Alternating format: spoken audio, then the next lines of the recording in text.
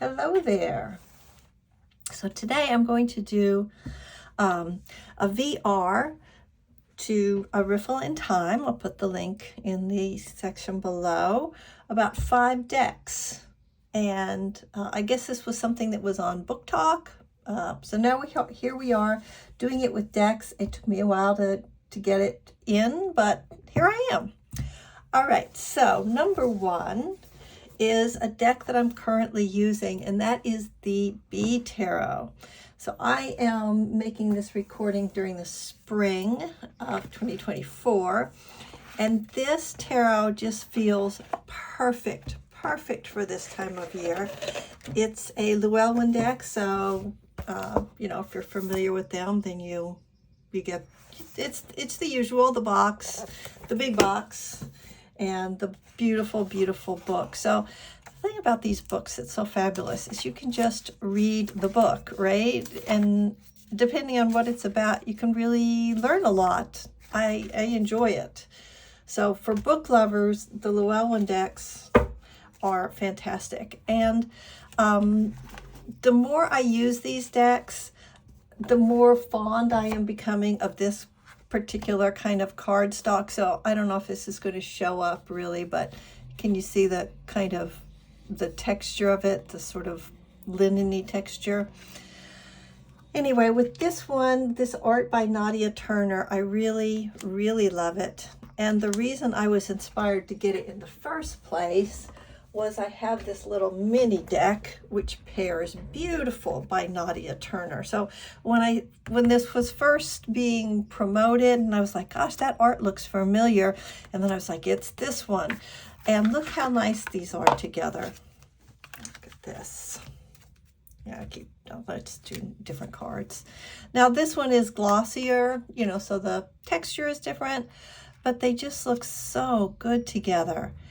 And in the spring, when the weather's going up and down, and some days it's sunny and other days it's kind of gray, where I am in the northeast of the US, it could be 80 one day and 50 the next, So these variations in the color tones really seems to capture the essence of the season for me, even though like in this one, it's definitely winter.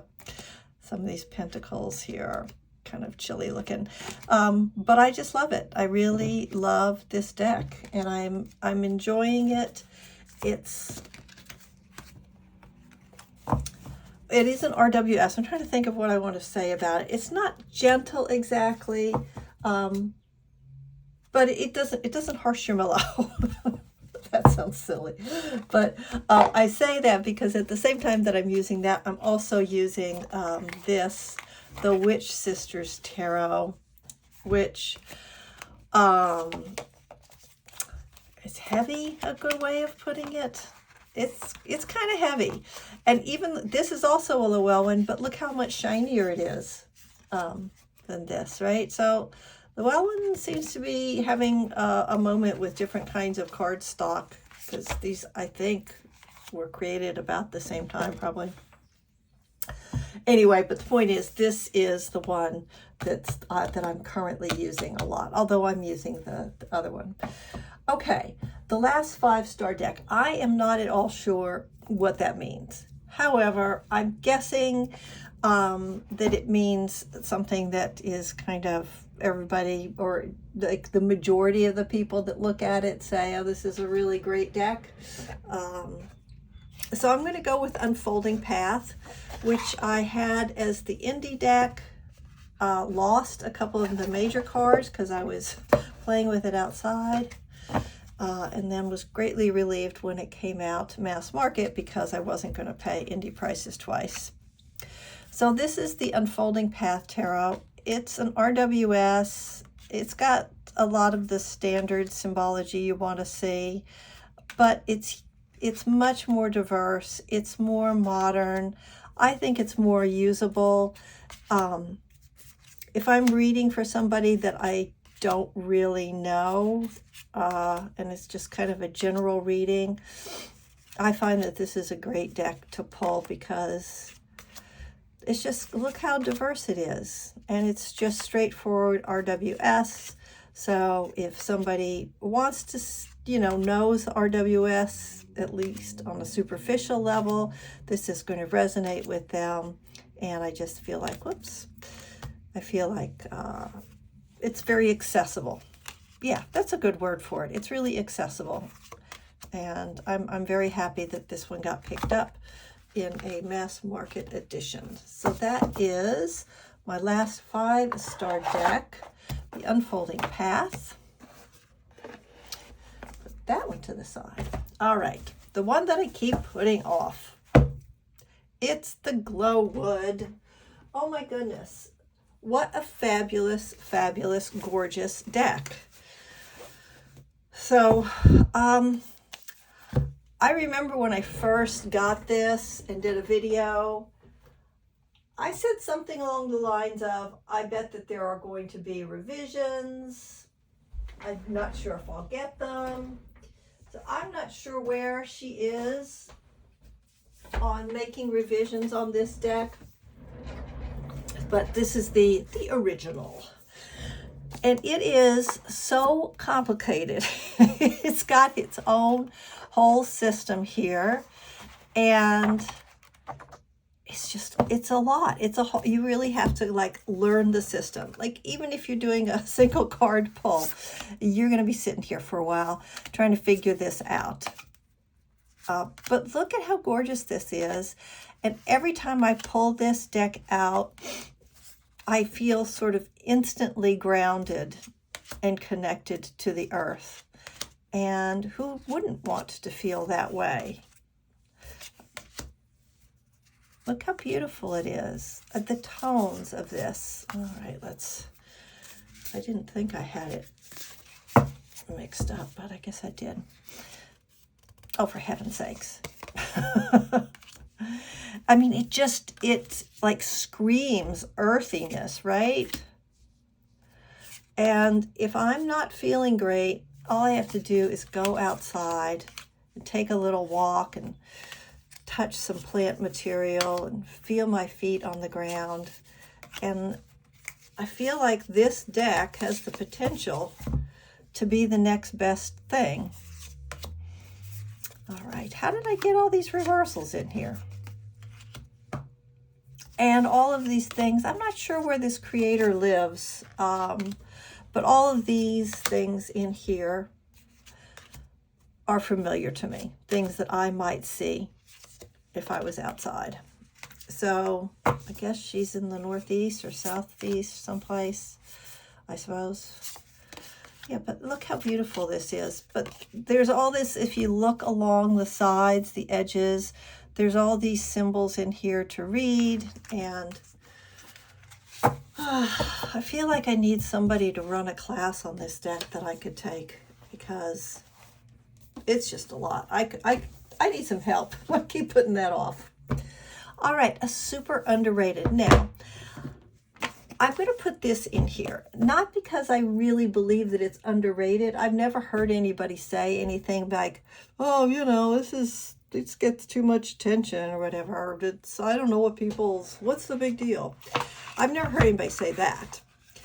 But I think that it's underrated because I don't understand why I don't see it all the time. Like, why do I not see the Spirit Keepers Tarot on like every top 10 list? That mystifies me. These don't belong in there. They belong separate. So in this deck, instead of having the Fool, you have 3 cards. You have the Seeker, the Keeper, and the Initiate. And you choose one of those to use for your reading, depending on, what you're doing with that reading. So, it's RWS, but it does have Thoth meanings in it. It has Marseille meanings in it. It is completely international in the religious and cultural legends, themes, myths. What's the word for the deities? The mythos, pantheon. That's the word I'm looking for. And I really like it. I just think it's great. I'm absolutely charmed that the creator, you know, pulled together all of this information and did all these illustrations. And I could just sit here and look at a single card, you know, for an hour probably. No joke. And I'm going to leave it on this one because this is one of the images that I'm particularly fond of. So that is, it's not underrated, but I don't understand why I don't see people actually using it more. And that is the Spirit Keepers Tarot Revelation Edition. There are several editions. This is the one that I have. Yep. And she says this is the last one. So, you know, if I were you, I'd get it while you can. Okay. And finally, a deck everyone should have. Well, now I can't actually answer that question because I don't think that there is a deck that everyone, you know, everybody's going to vibe with. That doesn't really seem possible to me. I think we're just way too diverse. This is the deck, the Gentle Tarot is the deck that I saw on Riffle in Time. And it's a fantastic deck. It's gorgeous. And I suspect that most people would be able to use and enjoy this deck. But I might not be right about that. I mean, I'm in favor of supporting this and this creator because I'm in favor of supporting the work of Indigenous people who are tapping into their energy for the land. See, there I am with the land again, like with the glowwood. The earth is just super important to me. So yeah, I think this is a good enough choice, but I don't feel like that's necessarily true, that there is a deck that everybody should have. So that's it. Those are my 5 decks. And right, just to put them back together again. So the one I'm using right now is Into the Hive, the Last 5-Star deck, Unfolding Path, the one I keep putting off, the Glowwood Oracle, the super underrated, it's not underrated, I just don't know why people don't use it more, Spirit Keepers Tarot, a deck everyone should have. I don't really buy into the category, but I will reference the one that the original video talked about. So that's it. If you enjoyed this at all, please hit the like button. If you think you might like more videos like this, subscribe. Take care and find something beautiful in your day today. Bye-bye.